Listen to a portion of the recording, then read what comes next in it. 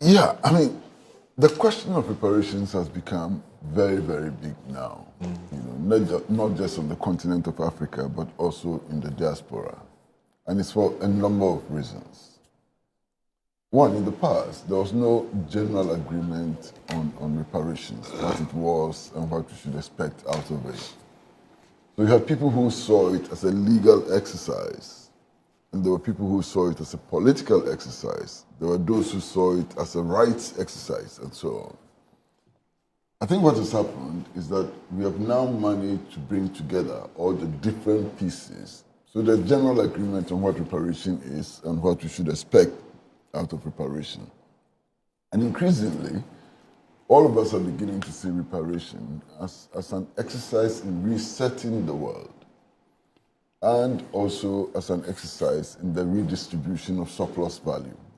So if you look at reparation from these two standpoints, there's absolute unity on the continent and in the diaspora. The other significant thing is that the African Union actually adopted this year as the year for reparations, and interestingly appointed our president, the Ghanaian president, as the champion, the AU champion for reparations. So President John Dramani Mahama is at the very center, you know, of the reparation movement, at least from the point of view of the African Union. There's one problem that the reparation movement has, and it is simply that there is not enough scholarship on reparation.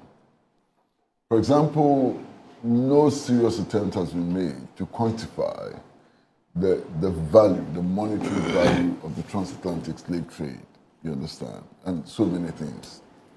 So there's a debt of scholarship, and that is why, surprisingly, somehow, all of these organizations are beginning to invite me to participate in the activities as an expert, only because I've written a 130-page book.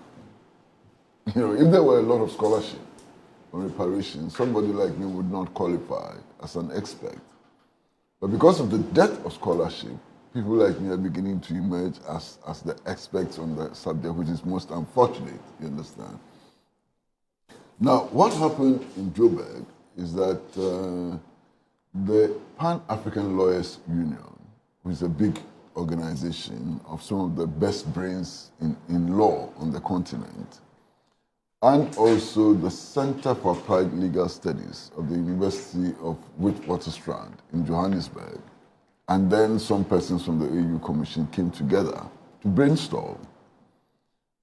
And I was invited, you know, I'm not a lawyer, as everybody knows, and so on, but they thought that it was important to have a historical dimension and a political dimension. So people like me were supposed to provide the legal, the political and historical dimension. And we had 2 days of very exciting meetings.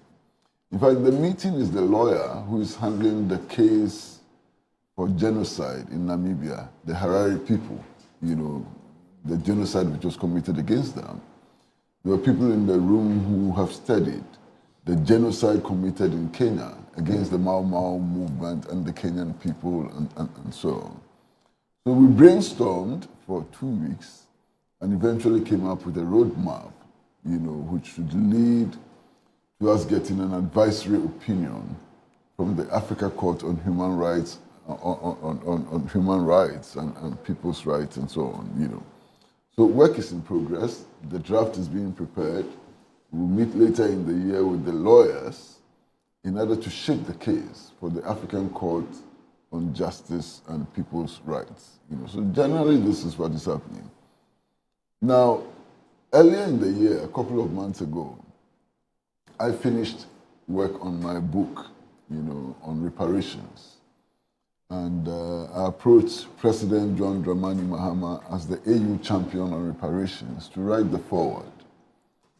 And I was really surprised. He readily accepted to write the foreword. And in a matter of 2 weeks, actually provided the foreword, which has given a lot of weight to the book. You know, I mean, and he wrote an excellent foreword, which dealt with all the issues, the history, the politics, the legality, and so on. And I'm very, very grateful to President John Dramani Mahama for writing the foreword to my book. And not just that, also agreeing to launch the book on September 9th. Indeed, I was at the mid-year review meeting of the African Union in Malabo, Equatorial Guinea. And I addressed a session of ECOSOC, which is the civil society wing of the AU. And the book was extensively discussed. And then President Mahama arrived later and asked for copies of the book, and he personally distributed it to his colleague heads of state and so on.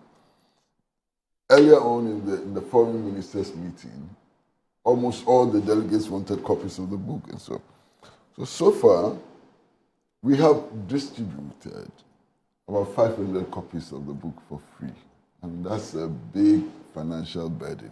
About 500 copies of the book have been distributed for free. What is interesting is that in the first 2 weeks that the book came out, we had 30,000 requests for the book. 30,000 requests for the book. From within, from without, or from both? From all over the world. From all over, okay. All over the world. 30,000 requests. That's quite huge. I'm sure that is probably doubled or tripled by now. So the fight for reparation continues.